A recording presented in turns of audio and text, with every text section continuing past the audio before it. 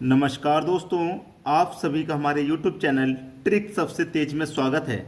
आज मैं आपके लिए लेकर के आया हूं रीजनिंग के सवाल जो परीक्षाओं में आते हैं और बहुत इंपॉर्टेंट होते हैं। यानी कि जो आज के वीडियो में क्वेश्चन हैं वो आपसे देखने में तो सरल लगेंगे लेकिन होंगे बहुत कठिन। अब बहुत सारे बच्चे ये भी कहते हैं कि सर ये जो पैटर्न आप बता रहे हैं ये कौन से एग्जाम में आता है, ये कौन से एग्जाम में आता है। हमने ग्रुप डी में तो देखा नहीं, यूपी पुलिस में भी नहीं देखा। मैं जो बता रहा हूं ये अधिकतर बैंक पीओ में आने वाले क्वेश्चन है जो वीडियो में मैं बता रहा हूं। यहां आप देखेंगे 61 का रिलेशन 16 से जस्ट उसका अपोजिट है, यानी कि संख्याएं बदल के लिख दी गई हैं। 52 है, इसको भी संख्याओं को बदल के लिख दी गई हैं। 63 है, इन संख्याओं को भी बदल के लिख दिया गया। लेकिन यहाँ पे क्या है, 9 के साथ में x है और संख्या दी गई है 49। यानी कि यहाँ पे x के स्थान पे क्या आएगा, जैसे ये दो संख्या हैं, ये भी दो हैं और ये भी दो, तो यहाँ पे भी दो संख्या होंगी लेकिन वो दूसरी संख्या 9 के साथ में कौन सी होगी। अकॉर्डिंग टू दिस रूल, ये जो रूल कहता है वो कह रहा है कि भाई 9 के साथ में जो संख्या होगी 1 2 3, 3 के बाद में 4 होनी चाहिए और 4 को जैसे पलटेंगे यानी कि 94 को पलटेंगे तो 49 हो जाएगा, है कि नहीं। लेकिन क्या जरूरी है कि ये जो तरीका है सब हर बार काम करेगा, यानी कि सभी जगह पे काम करेगा। आपका सी ऑप्शन सही हो गया, 4 आपको दे रखा है। क्या जरूरी है कि सभी जगह पे ये काम करेगा तरीका? जरूरी तो नहीं है, लेकिन जरूरी क्या चीज है उसे समझिए। जैसे यहाँ पे 16 है, ये क्या है, 4 का स्क्वायर है। 25 है, ये 5 का स्क्वायर है। 36 है, ये 6 का स्क्वायर है। ये 49 है, यानी कि 7 का स्क्वायर है। तो ये तरीका ज्यादा इंपॉर्टेंट रखता है अकॉर्डिंग टू दिस रूल, यानी कि ये तरीका इतना इंपॉर्टेंट नहीं है, ये वाला तरीका इंपॉर्टेंट है। आगे भी संख्या जैसे बढ़ती हुई जाती तो हम क्या करते, जो स्क्वायर बढ़ते हुए जा रहे हैं उस तरीके से बढ़ते हुए चलेंगे, ना कि ये देखेंगे संख्याओं को पलट के दिया गया है। ठीक है, तो क्वेश्चन जब एग्जाम में आएगा तो कोई कंफ्यूजन नहीं रखना है। अब देखेंगे अगला सवाल। अगला सवाल है, यहां पे मिसिंग नंबर यानी कि x का मान सबसे ऊपर हमको निकाल के देना है कि यहां पे कौन सी संख्या आएगी। 1 2 3 4, यानी कि सबसे नीचे वाली लाइन में 4 संख्याएं, इससे ऊपर 3 संख्याएं, इससे ऊपर 2 हैं और यहां पे एक संख्या है। तो यहां पे एक संख्या का मान बताना क्या होगा। तो कहां से स्टार्ट करेंगे, सबसे नीचे से स्टार्ट करेंगे। सबसे नीचे वाली जो संख्या है यहां से स्टार्ट करेंगे। उसके बाद में रिलेशन जो पहले बनेगा, फिर इस वाली में भी वही रिलेशन बनना चाहिए, यहां पे भी वही रिलेशन बनना चाहिए, तब यहां पे वो रिलेशन हमें फाइंड होगा। जैसे कि अगर मैं सबसे नीचे वाली संख्याओं को जोड़ूंगा तो क्या होगा, 8 और 2 10, 10 और 1 11, 11 में 4 जोड़ा 15, यानी कि इसको हमने जोड़ा, इनका सभी का योग किया तो कितना आ गया भाई, 15 आ गया। इनका भी सबका योग करेंगे, 7 और 3 10, 10 में 4 जोड़ेंगे तो 14 हो जाएगा, इसका योग हो गया 14। ठीक है, 6 और 7 कितना हो गया, 6 और 7 हो गया भाई 13, 6 और 7 13। तो यहां कितना आना चाहिए, अब तो आपको फाइंड हो गया, 15 से 1 कम 14, 14 से 1 कम 13, 13 से 1 कम क्या आना चाहिए भाई, 12 आना चाहिए। किधर है 12, आप कहेंगे सर बी ऑप्शन में है। ठीक है, 12 किधर है, गलती से यहाँ पे 14 है, यहाँ पे 12 होगा दोस्तों, यानी कि ऑप्शन लिखते टाइम में गलती कर दी गई है, यहाँ पे बी ऑप्शन सही है 12। ठीक है, नोट कर लेना, यहाँ पे क्वेश्चन को लिख लिया गया है, ऑप्शन को लिखने में गलती कर दी, 14 नहीं यहाँ पे 12 होगा। तो सभी को समझ में आ गया क्या रूल है, क्या तरीके से क्वेश्चन को सॉल्व किया जाता है। अब देखेंगे अगला सवाल। अगला सवाल है, सवाल को आप देखेंगे तो 3 इंटू 3 का सिमेट्री है, ये रहा x का मान, यहां निकालना है आपको x का मान। अब क्वेश्चन में ऐसा तो है नहीं कि किधर भी बड़ी संख्या हो तो रिलेशन उसी तरफ बना लें, क्योंकि बड़ी संख्या जिस तरफ होती है हम प्रश्न को उसी तरफ सॉल्व करते हैं। अब यहां पे हमें क्या करना है, x का मान बताना है। तो क्या कर सकता हूं मैं, यहां पे इन सभी संख्याओं को जोड़ के देख सकता हूं, सबको जोड़ के देख सकते हैं। यानी कि 7 और 2 9, 9 में 6 जोड़ेंगे 15, यानी कि इसका योग 15 आ गया, आपका 15 हो गया। 3 और 9 12, 12 में 3 जोड़ूंगा 15, यानी कि इसका भी कितना आ गया भाई, 15 आ गया। तो ऐसे भी 15 आना चाहिए। 5 और 4 9, 9 में कितने जोड़ेंगे कि 15 हो जाए, 6 जोड़ेंगे तो आपका कितना हो जाएगा 15, यानी कि x का मान आ गया 6। किधर है 6, डी ऑप्शन में। क्लियर है, 6 मिल गया।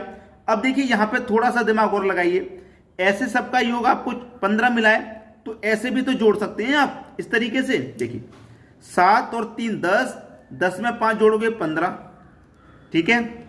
2 और 9 11, 11 में 4 जोड़ोगे तो 15, तो ऐसे भी 15 मिलेगा। तो 6 और 3 9, 9 में कितना जोड़ेंगे 15 हो जाए, 6 जोड़ेंगे तो 15 हो जाएगा। यानी कि जिन बच्चों ने ऐसे जोड़ के कर लिया उनका भी सही, और जिन्होंने ऐसे जोड़ के कर लिया उनका भी सही। क्लियर है? चलिए अब देखते हैं अगला सवाल। अगला प्रश्न है, आपको देखिए 2 सर्कल दिए गए हैं और दोनों ही सर्कल में 5-5 संख्या हैं अलग अलग। अब इसमें रिलेशन कैसे फाइंड करेंगे, देखिएगा कि भाई बड़ी बड़ी संख्याएं, छोटी संख्या भी नहीं है, संख्याएं सभी बड़ी के बड़ी हैं। इन संख्याओं में रिलेशन कैसे फाइंड होगा, देखिए यहां पे 5 संख्याएं, पहले यहां पे देख लो आप, यहां पे आपके पास 5 संख्या हैं। अब इन 5 संख्याओं को मैं किसी एक संख्या से डिवाइड करके देखूं, किसी एक से। जैसे मैं 144 को 9 से डिवाइड करता हूं तो क्या कट जाएगा भाई, क्या कट जाएगा? 9 से कटूंगा तो 9 एकम 9, 5 बचेगा 54, 9 छिक्के 54, यानी कि 9 से पूरा पूरा ये डिवाइड हो गया, पूरा कट गया 9 से। इसे कटा के देखो 9 से क्या कटेगा, 9 छिक्के 54, 8 बचेगा 81, 9 में 81, यानी कि 9 से ये भी कट गया भाई, 9 से ये भी कटा है, 9 से ये भी कटा है, 9 से इसे कटाऊंगा क्या कटेगा, 9 एकम 9, 8 बचेगा 81, 9 में 81, 9 से ये भी कटा, 9 से इसे कटाऊंगा, 9 त्रिका 27, 7 बचेगा, 2 जोड़ेंगे 72, 9 अट्ठे 72, 9 से ये भी कट गया। लेकिन क्या 9 से ये भी कट रहा है, 9 त्रिका 27, 4 बचेगा, 4 में 9 लगा देंगे 49, यानी 49 9 से नहीं कट रहा। तो इस वाले सर्कल में 319 एक ऐसी संख्या है जो 9 से नहीं कट रही, बाकी की चारों संख्याएं कट गई। तो इस वाले सर्कल में से ये वाली संख्या एक अलग निकल गई, 319। अब देखना ऑप्शन में से 319 कितने ऑप्शन में दिया गया है, पहले। तो मुझे तो पहला ही ऑप्शन दिखाई दे रहा है, पहले ही ऑप्शन में ही है, बस ये सही हो गया। अब इसमें से भी कोई एक संख्या देख लेंगे जो किसी संख्या से कट जाएंगी 4, और एक संख्या ऐसी होगी जो नहीं कटेगी, तो वो निकल के आ जाएगी। यानी कि इसके साथ में कौन सी निकल के आ जाएगी, 424 निकल के आ जाएगी। यानी कि 319 और 424 ये आपका सही जवाब है। अब देखेंगे अगला सवाल। अगला प्रश्न है 3 1 2 4 7 2 6 7 3 5 2 8 4 4 2 x, यानी कि x का मान आपको बताना है क्या होगा। अगर आपने इस सवाल का जवाब दे दिया तो मैं मान लूंगा कि आप वाकई में पढ़ाई करते हैं, आपकी तैयारी वाकई में अच्छी है। अगर आपने इस सवाल का जवाब मुझे अभी यहां पे दे दिया तो वीडियो को यहीं पे रोक दो और अपना अपना आंसर कमेंट करो क्या आने वाला है, ठीक है? रोक दो अभी, बताओ, बाद में मेरा सॉल्यूशन देख लेना। चलिए देखिए क्या सॉल्यूशन है इसका। क्या यहां पर देखिए 4 कैसे आया, 7 कैसे आया, 8 कैसे आया, उसी तरीके से ये संख्या मिल जाएगी। देखना मेरे पास ये 3 है, ठीक है? ये जो पहली वाली संख्या है मैं सबको ले रहा हूं, 3 है ना मेरे पास, तो मैं ले क्या रहा हूं कि मेरे पास ये 3 है और ये मेरे पास 1 है, यानी कि ये भी विषम संख्या है और ये भी विषम संख्या है। तो मैं क्या करूंगा, केवल विषम संख्याओं को जोड़ूंगा, 3 और 1 कितना हो जाएगा 4, तो मुझे 4 ये मिल गया। अब यहां पे विषम संख्या 7 है, ये भी विषम नहीं है, ये तो सम है, इसे नहीं लेंगे, ये भी सम है, इसे नहीं लेंगे। देखिए यहां पे भी हमने विषम और विषम ली थी, सम संख्या जो थी उसे नहीं लिया। यहां पे ये विषम, इसको ले लेंगे 7, तो 7 आपको आंसर मिल गया। ये सम संख्या थी, इसको छोड़ दिया, ये भी सम थी, इसको छोड़ दिया। अब यहां पे ये विषम है और ये विषम है, ये सम संख्या है तो इसको छोड़ दो, यानी कि 3 और 5 कितना हो जाएगा, 8 हो जाएगा, तो 8 भी आपको मिल गया। अब ये सम संख्या है, इसको छोड़ दो, ये भी सम है, इसको छोड़ दो, ये भी सम है, इसको छोड़ दो। जब सम संख्या आती तो आप क्या बचेगा, 0 ही तो बचेगा भाई। डी ऑप्शन हो गया सही जवाब। आसानी से क्लियर है सभी को सवाल। चलिए अब देखेंगे हम अगला प्रश्न। अगला सवाल है 17 8 6 3 8 12 1 5 x, यानी कि x का मान बताना है।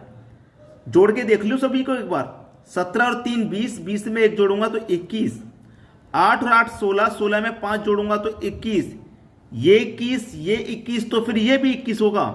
12 और 6 18, 18 में कितना जोड़ दें कि 21 हो जाए? आप बोलेंगे सर 3 जोड़ दो 21 हो जाएगा। कहाँ है 3? सी ऑप्शन में, यानी कि सी ऑप्शन है बिल्कुल सही जवाब। तो आज का ये वीडियो आपको कैसा लगा कमेंट करके जरूर बताइएगा। ठीक है दोस्तों, वीडियो देखने के लिए बहुत बहुत धन्यवाद।